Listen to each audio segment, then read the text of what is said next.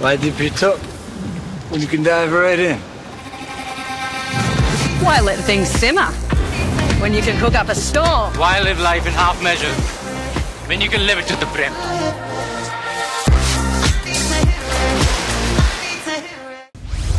कुर्ल्यात भीषण अपघात, भरधाव बेस्ट बसची अनेकांना धडक, एलबीएस रोडवरची घटना, घटनेची थरारक दृश्य टीव्ही9च्या हाती.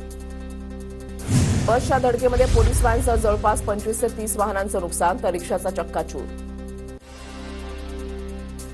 कुर्ला दुर्घटनेमधील बस चालकावर सदोष मनुष्यवधाचा गुन्हा दाखल, घटनास्थळी पंचनामा सुरू, पोलिसांची माहिती. बस चालक मद्यधुंद अवस्थेमध्ये असल्याचा स्थानिकांचा आरोप, बस चालकाच्या विरोधात नागरिकांचा रोष. अपघातग्रस्तांना जास्तीत जास्त मदत करण्याचा प्रयत्न, दोषींवर कडक कारवाई करा, आमदार मंगेश कुडाळकर यांच्या पोलिसांना सूचना. कुर्ल्यातील घटना अतिशय दुर्दैवी, स्थानिक आमदार दिलीप लांडेंनी घटनास्थळी भेट देत अपघातग्रस्तांचा आढावा घेतला. कुर्ला बस दुर्घटनेची सखोल चौकशी झाली पाहिजे, जखमींना तत्काळ मदत जाहीर करावी, मुख्यमंत्री फडणवीसांना विनंती, खासदार वर्षा गायकवाड यांचं ट्विट. कुर्ला स्थानकावरून अंधेरीला जाणाऱ्या बेस्टच्या इलेक्ट्रिक बसचा अपघात, अपघाताच्या वेळेला बसमध्ये 60 प्रवासी होते, पोलिसांची माहिती. वर्दळीचा मुख्य रस्ता असूनही इथे स्पीड ब्रेकर नाही, अनधिकृत पार्किंगबाबत कोणतीही कारवाई नाही, सदर बस अपघाताला आरटीओ आणि प्रशासन जबाबदार, स्थानिकांचा आरोप.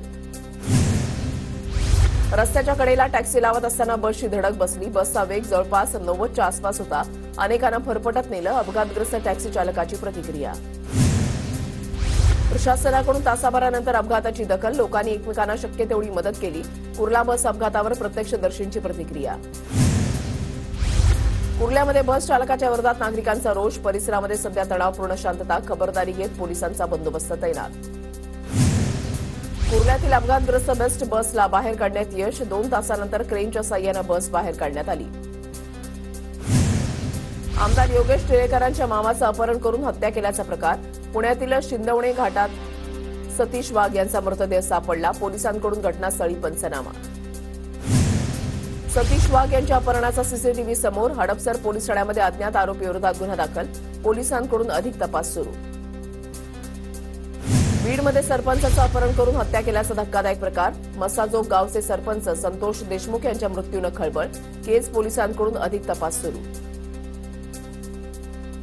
सरपंचाच्या हत्येनं बीड हादरलं, संतोष देशमुखांच्या मारेकऱ्यांचा शोध घेऊन आरोपींवर कठोर कारवाई करावी, खासदार बजरंग सोनवणेंची मागणी.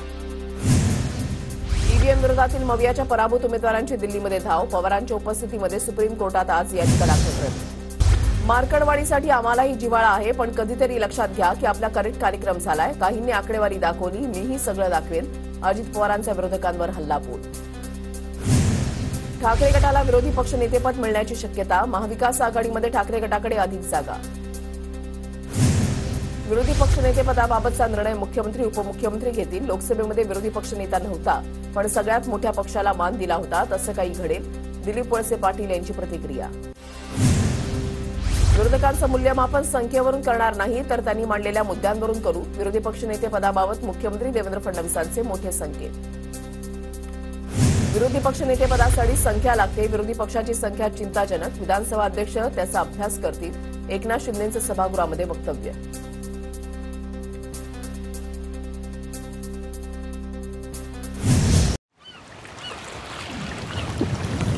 Why dip it up when you can dive right in? Why let things simmer when you can cook up a storm? Why live life in half measures when you can live it to the brim?